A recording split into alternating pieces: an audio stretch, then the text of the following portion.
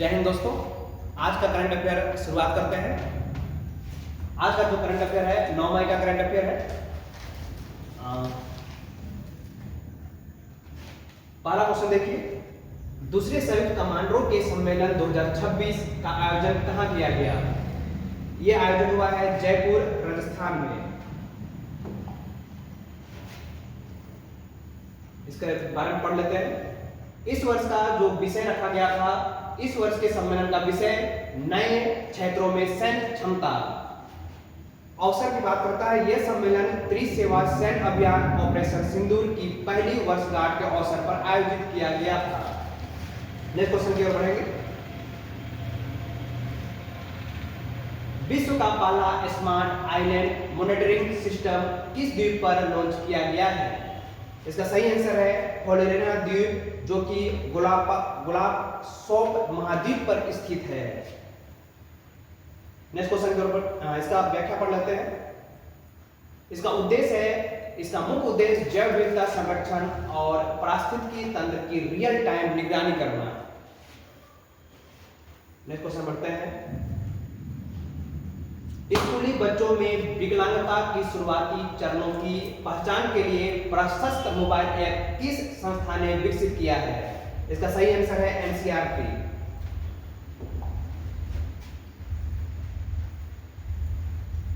इसका व्याख्या है हाल ही में इसका अपग्रेड वर्जन प्रशस्त 2.0 लॉन्च किया गया है। इस ऐप की प्रमुख विशेषता निम्नलिखित है। 21 प्रकार की विकलांगताओं यानी कि यह एक दिव्यांगजन अधिकार अधिनियम 2016 के तहत सूचीबद्ध सभी 21 प्रकार की विकलांगताओं की स्क्रीनिंग करने के सक्षम है। यह एक शिक्षक की सुविधा के लिए 23 भाषाओं अंग्रेजी और 22 आधिकारिक भाषाओं भारतीय भाषाओं में उपलब्ध किया गया है। इसका मुख्य उद्देश्य लक्ष्य बच्चों में सीखने या विकास संबंधी चुनौतियों के समक्ष पता लगाकर उन्हें समावेशी शिक्षा की मुख्यधारा से जोड़ना है। ठीक है, चलते हैं नेक्स्ट क्वेश्चन की ओर। बायोकॉन के संस्थापक किरण मजूमदार शाह ने अपना उत्तराधिकारी किसे चुना है? तो वह उत्तराधिकारी चुने हैं क्लियर मजूमदार को।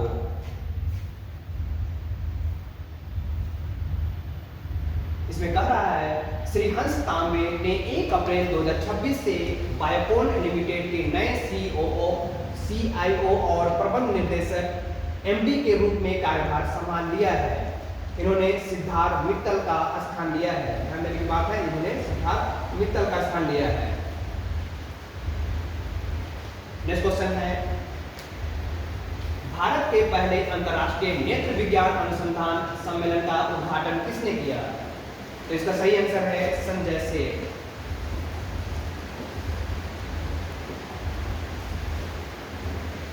संजय सेठ के द्वारा किया गया था। चलिए इसके बारे में पूरा व्याख्या पढ़ लेते हैं। आयोजन और स्थान, ये दो दिवसीय सम्मेलन 9 और 10 मई 2026 दिल्ली छावनी स्थित मैनकॉन्स सेंटर में आयोजित किया जा रहा है। इसका सम्मेलन army hospital research and referral के नेत्र रोग विभाग द्वारा ऑल इंडिया ऑप्थेल्मोलॉजिक सोसाइटी के सहयोग से किया जा रहा है। उद्देश्य है इस कार्यक्रम का नाम AIOS AFOU 2026 रखा गया है। इसका मुख्य लक्ष्य सैन्य और नागरिक क्षेत्रों के बीच नेत्र विज्ञान में सहयोग को बढ़ावा देना और इस क्षेत्र में नवीनतम शोध और तकनीकी प्रगति को साझा करना है। नेक्स्ट क्वेश्चन है क्वेश्चन नंबर 6। भारत की पहली स्पेस टेक यूनिकॉर्न कंपनी कौन बनी है? ये कंपनी बनने वाला है स्काईरूट एरोस्पेस कंपनी। इसके व्याख्या को देखते हैं। स्पेसटेक यूनिकॉर्न उन स्टार्टअप कंपनियों को कहा जाता है जो अंतरिक्ष विज्ञान स्पेस टेक्नोलॉजी के क्षेत्र में काम करती है और उनकी मार्केट वैल्यू $1 बिलियन करीब 8,300 करोड़ या उससे अधिक हो जाती है। भारत की पहली और प्रमुख space tech unicorn company Skyroot Aerospace बन गई है, जो हैदराबाद स्थित एक स्टार्टअप कंपनी है।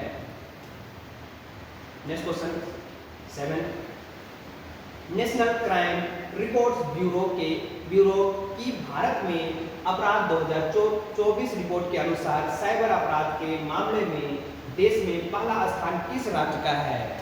ये पहला स्थान है आपका तेलंगाना का। इसका व्याख्या देखते हैं।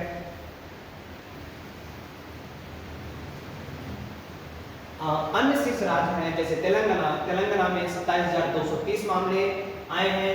कर्नाटका में 21,393 मामले हैं। उत्तर प्रदेश में 11,073 मामले हैं और महाराष्ट्र में 9,922 मामले आए हैं।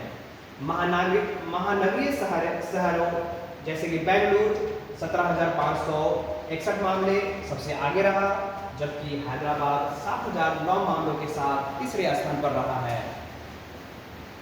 नेक्स्ट क्वेश्चन है, विश्व थैलेसीमिया दिवस हर वर्ष कब मनाया जाता है? इसका सही आंसर है 8 मई। इसका व्याख्या समझते हैं। इस वर्ष का थीम है जीवन को सशक्त बनाना, प्रगति को अपनाना और सभी के लिए सम्मान थैलेसीमिया उपचार रखी गई है।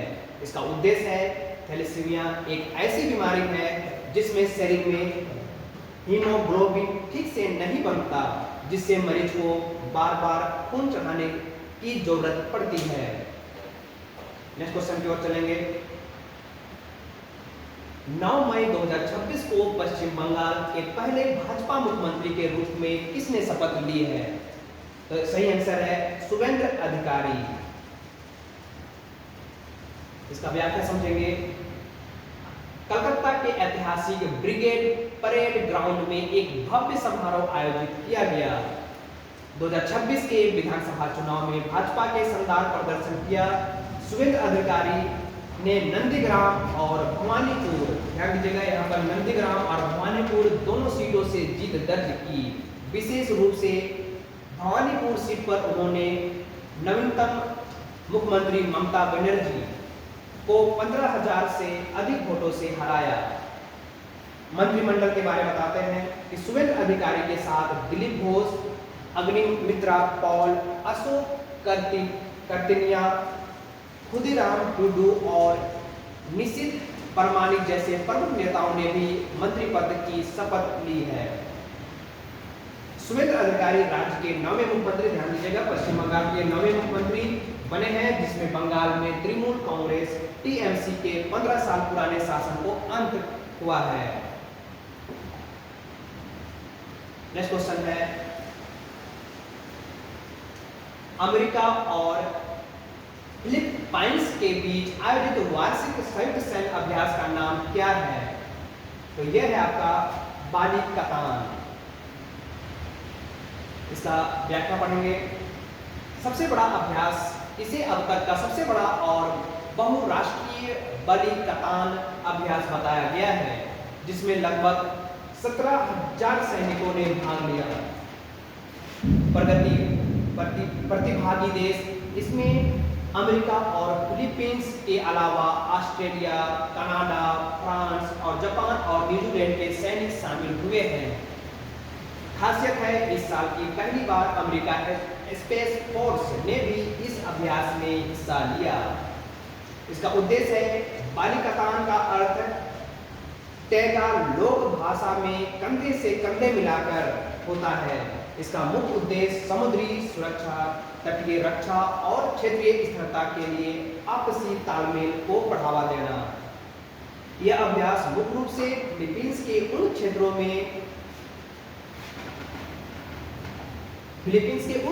में आयोजित किया गया जो दक्षिण चीन सागर और ताइवान जलडमरू मध्य के पास स्थित है।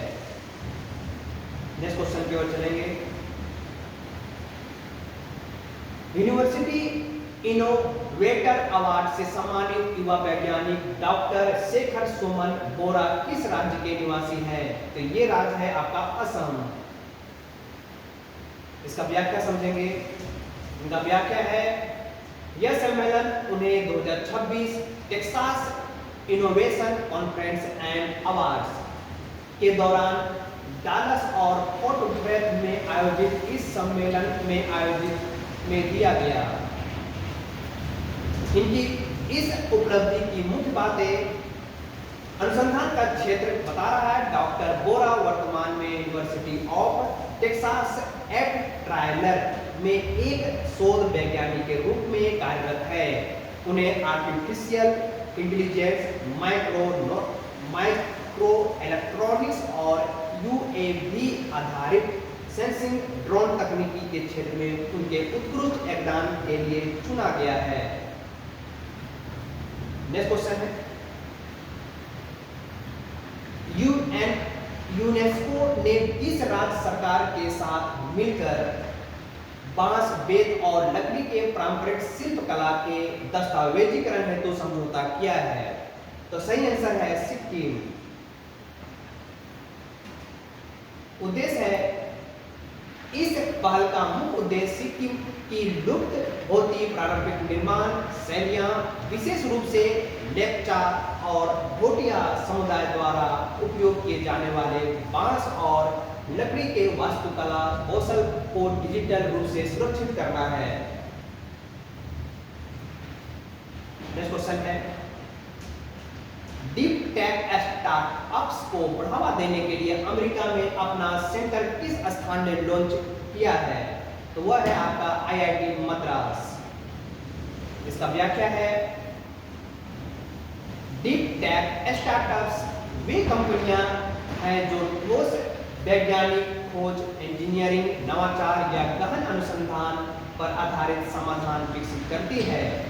ये साधारण ऐप आधारित व्यवसाय के बजाय AI, quantum computing, biotech, robotics और स्पेस टेक जैसी अत्याधुनिक तकनीकी का उपयोग करके जटिल वैश्विक समस्याओं को हल करने पर ध्यान केंद्रित करते हैं।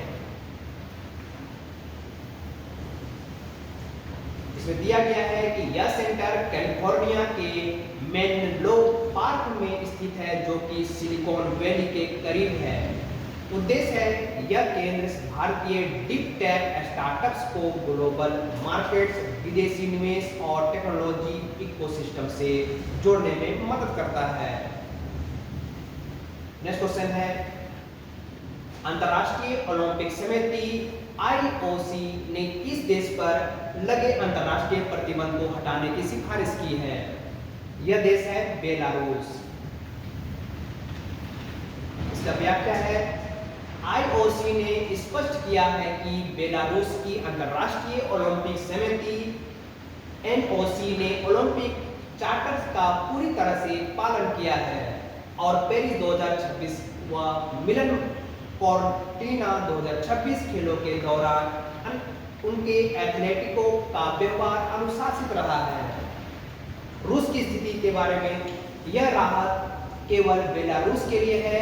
रूस पर प्रतिबंध अभी भी लागू रहेगा क्योंकि रूसी ओलंपिक समिति आरओसी ने ओलंपिक चार्टर का उल्लंघन करते हुए यूक्रेन के कब्जे वाले क्षेत्र के खेल निकायों को अपने साथ जोड़ा है। नेक्स्ट क्वेश्चन है, भारत की पहली प्रमुख वाणिज्य mini micro LED display factory कहां स्थापित की जाएगी? आंसर है चेन्नई के तमिलनाडु में। इसके बारे में व्याख्या को हम लोग डिस्कस कर लेते हैं। इसे डिस्प्ले टेक्नोलॉजी क्षेत्र की प्रमुख कंपनी द्वारा स्थापित किया जा रहा है। यह मुख्य रूप से automobile, dashboard, high and smartphone और स्मार्ट वॉच के लिए उन्नत माइक्रो एलईडी स्क्रीन का निर्माण किया जाएगा। वर्तमान में भारत डिस्प्ले पैनल के लिए पूरी तरह चीन और ताइवान पर निर्भर है। यह फैक्ट्री भारत को सेमीकंडक्टर और डिस्प्ले निर्माण के क्षेत्र में आत्मनिर्भर बनाने की दिशा में एक बहुत बड़ा कदम होगा।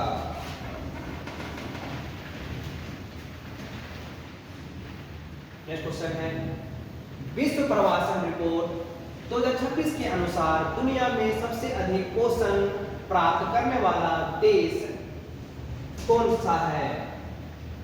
तो आंसर है भारत। इसके बारे में कुछ व्याख्या पढ़ लेते हैं। भारत दुनिया का पहला और इकलौता देश बन गया है जिसने $100 बिलियन के आंकड़े को पार किया है। सिर्फ 5 प्राप्तकर्ता देश हैं। भारत 137.67 बिलियन है। मैक्सिको 67.67 बिलियन है। फिलीपींस 40.828 बिलियन है। फ्रांस 38.78 बिलियन है। पाकिस्तान 34.91 बिलियन है। इसके बारे में बताता है कि भारत में सबसे ज्यादा पैसा अमेरिका, संयुक्त अरब अमीरात, सऊदी अरब, ब्रिटेन और कनाडा में रहने वाले प्रवासियों द्वारा भेजा गया है। तो आज के लिए इतना ही। आपसे मिलते हैं फिर अगले सेशन में। तब तक के लिए जय हिंद, जय भारत।